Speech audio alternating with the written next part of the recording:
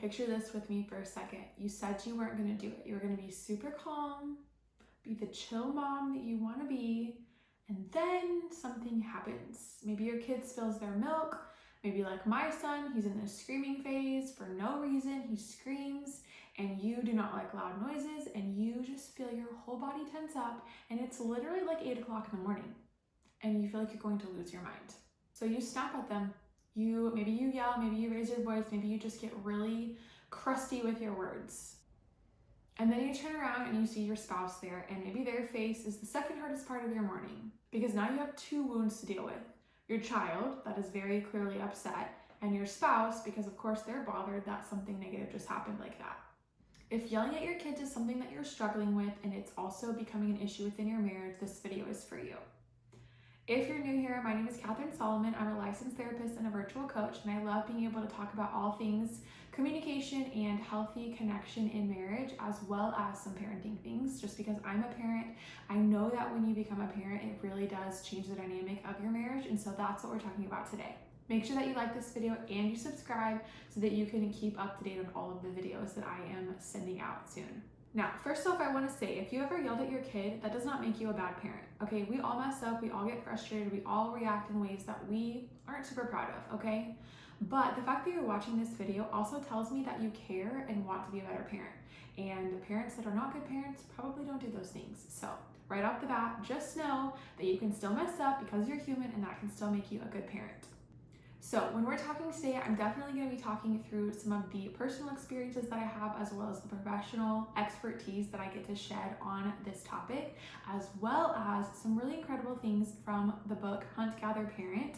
If you haven't read it, I definitely recommend. I don't agree with everything in the book, but you just take what you like and leave the rest. Also, a concept that I love and have heard specifically from Tess Romero on Instagram. So let's talk about just kind of practically like what is happening in the moment.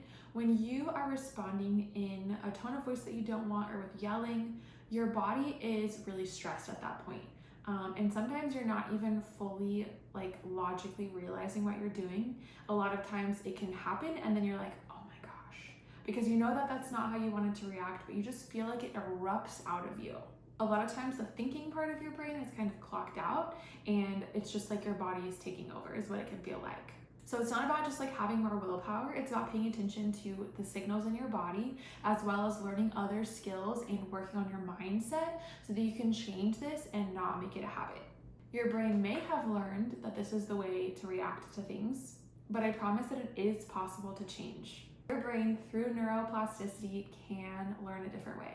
So in terms of signs that you can watch for, I really encourage you to build self-awareness on what is happening physically in your body before you respond in a way that you do not want to. Do you notice that your shoulders are getting tense? Are your hands balled up in a fist?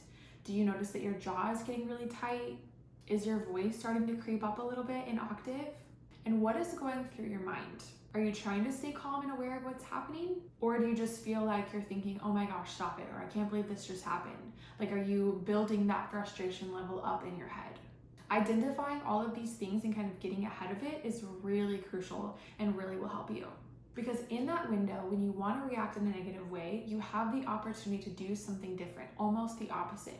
If you want to slap your kid across the face, I'm not saying that you do. Obviously, I am not condoning hitting your children, but let's be real. Sometimes we get so angry, we're just like, oh, I just want to slap them. I just want to make them stop. And it's not that you actually want to slap them. You're just so overstimulated, so frustrated, so tired, so annoyed, where they're screaming and you just want them to shut their mouth. It is crazy how doing the opposite thing really works, right? So lowering your voice, kneeling down on the ground, sitting calmly and outlasting whatever they're doing. That helps put you in a place of self-control and is teaching your kids how to regulate, because they are little and do not know how to regulate their emotions, and so they are borrowing what you have to offer, basically. Now, in this video, I also really want to talk about something that I think is very different when it comes to resources out there about parenting or things like that. I think a lot of times the focus is just like how to regulate as a parent, which is very important, and we will talk about it, but you're not doing this by yourself. Like, you have a spouse that you're trying to parent with, and so that adds like a whole other layer to the situation. because you're either making it harder or difficult for them or vice versa, them to you. Here's some of the patterns that I see. Let's see if any of them sound familiar to you. Sometimes there's a yeller and then there's like the silent judger, where one person loses it and the other person may say something, maybe they don't, but you can feel the judgment. And maybe it comes out as resentment for both of you later. Another dynamic that's really common is the yeller and the rescuer. One parent loses it, gets really frustrated, responds in a certain way, and the other person rescues their kids, makes it look like the other parent is the bad guy. And then you're the hero for scooping in and, resolving things or whatever. There's also the dynamic of both of you yelling. You both escalate each other, whether you're yelling at each other or you're both yelling at them, but there's a lot of yelling happening. There's also a dynamic where it's like good cop, bad cop. One is the fun parent, and that leaves the other parent feeling like they have to do all of the discipline, and that creates resentment of its own and can also cause issues within the relationships that you have with your children.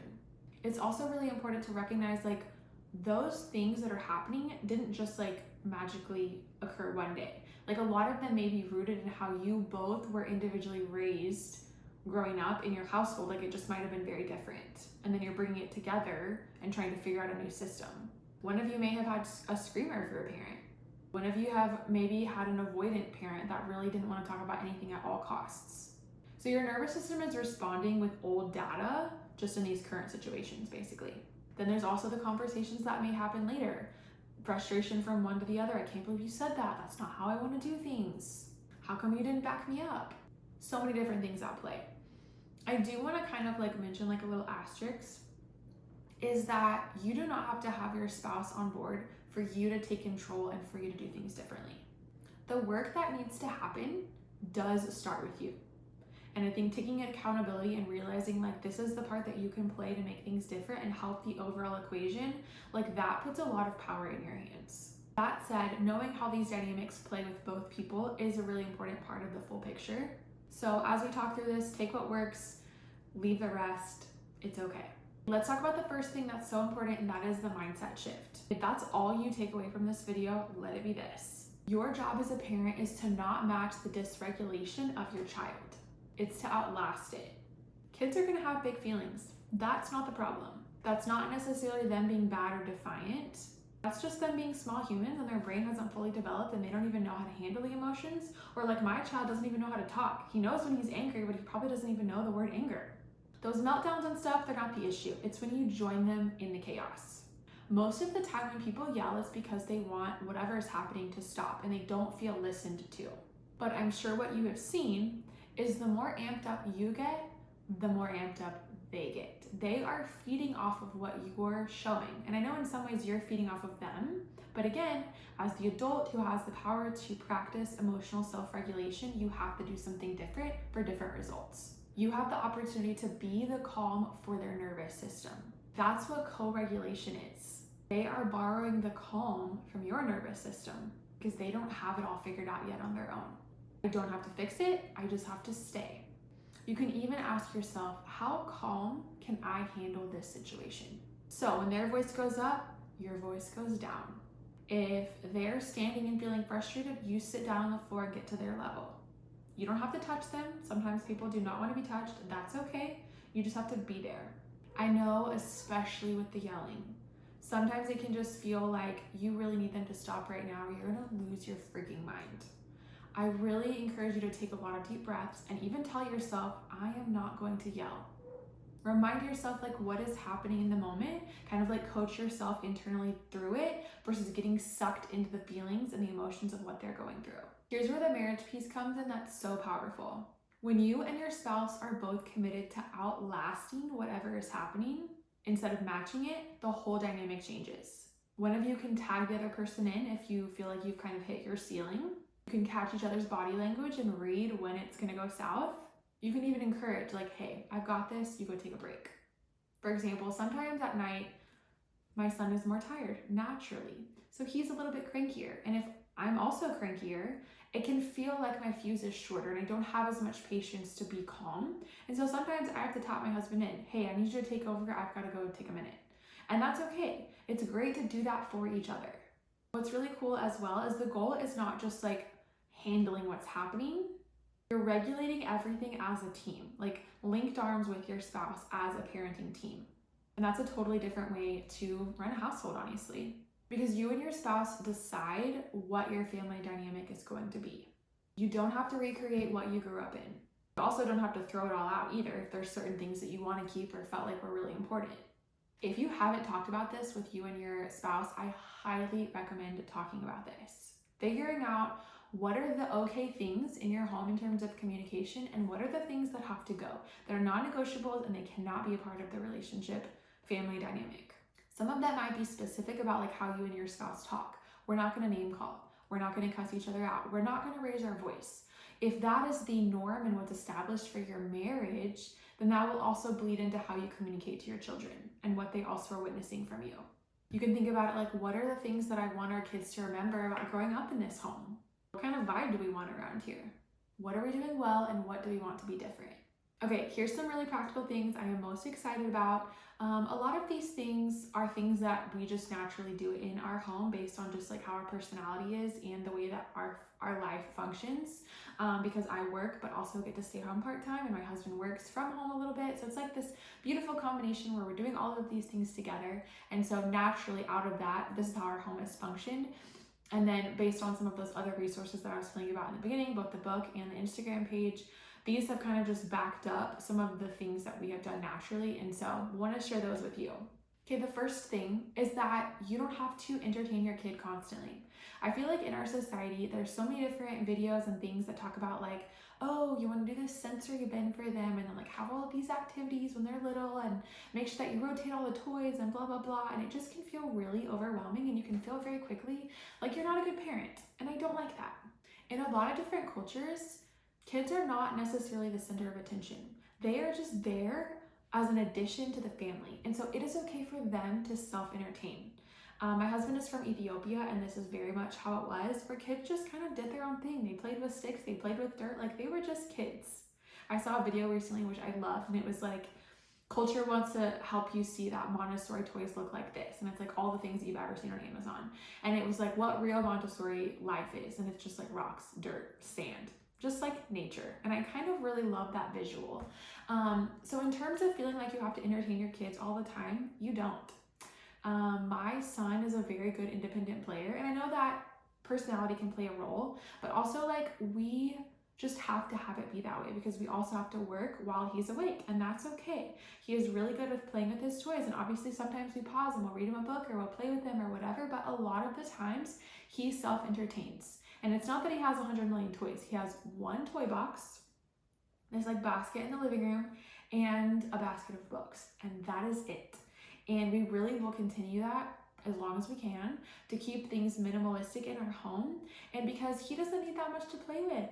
He gets excited about different toys that we have or a rock that he's bringing inside or a spatula that I'm giving him. Like you don't have to spend a lot of money or feel like that you constantly have to entertain your kids. And the reason I'm saying this and the reason that that helps is because it can just bring a sense of calm to the life of your home. It also allows you to feel a little bit less stressed because you can take care of some of the things that you need to in your home without feeling like you have to cram it all in when they're taking a nap or do it when they go down for bedtime. Like that's not how you have to spend your time. Which brings me to the second thing, and that's to bring them into your work, especially when they're little. Kids love to help. And if you want to teach your kids how to be an initiator in the home and see something that needs to be worked on and do it without being asked, including them when they're little and when they're eager is a really, really great place to start. A huge complaint that I hear from couples is like, oh, I just wish they would initiate and do stuff on their own without being asked, especially when we're talking about the mental load. And so now, if you're feeling that with your spouse, you have the opportunity to help be a cycle breaker and teach your children a different way. When your kid is old enough, helping them help you in the kitchen. My son is little and he can't even hold the little hand vacuum, but he loves to pretend that he's holding it with me. And so we walk around slowly and we're sweeping up the things on the floor, and he loves to turn the button off, on and off. Like these are ways that I'm encouraging him that we see something that we need to do and we're doing it together as a team because that's what we do as a family. Let kids see themselves as a contributor. The third one that I want to talk about that is so hard for me, I've been working on it, but it's to give your kids less commands. This is definitely true as well when it comes to things that agitate them. There's a lot of research that shows that giving them more commands all the time can actually make things a little bit more challenging for them. Like, let them work and figure things out on their own and slow down. Give them time to respond. Give their brain time to listen to what you even said so that they can then follow through and obey. Even right now in my son, we're practicing, what does this animal say? Or where's your ear? And if I repeat myself 50 times, why am I doing that? Like, let me just pause and give him a second to answer. If I will slow down, he will point to what it is, or he will replicate the animal noise that we're practicing, or whatever the case is.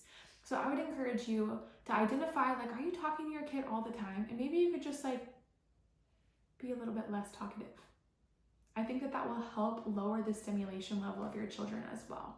The last shift that is very helpful is to try to do things more playfully. Now, to be honest, I'm not like a super giggly, playful person, but I can be like that with my kid.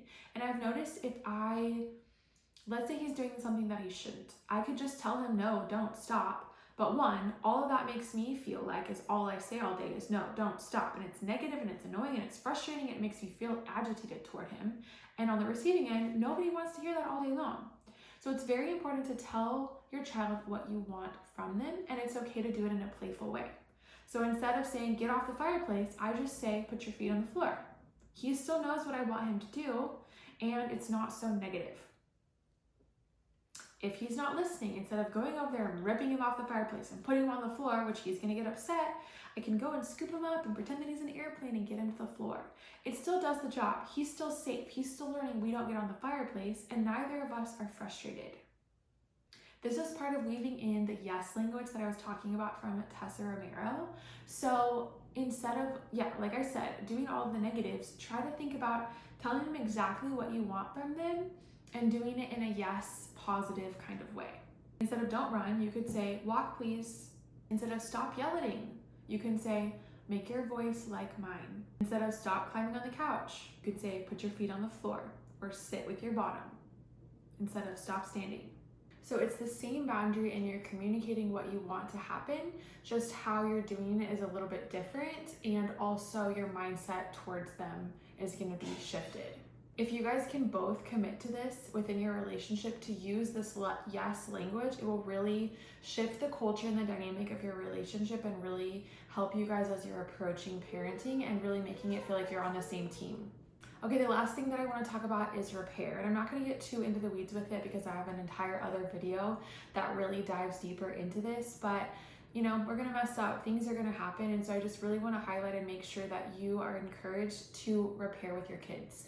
Something simple like, hey, mommy shouldn't have yelled, I'm sorry for doing that, is a really great way to show them an example of how they can repair, how they can own up and apologize to things. And sometimes that also means you're going to have to repair with your spouse, right? You might have to repair if it feels like they're hurt or bothered by how you handled things. And so you want to just acknowledge like, hey, I'm sorry that I didn't do what we talked about doing. Or I'm sorry that I didn't really back you up and just kind of let you handle things the way that you wanted to.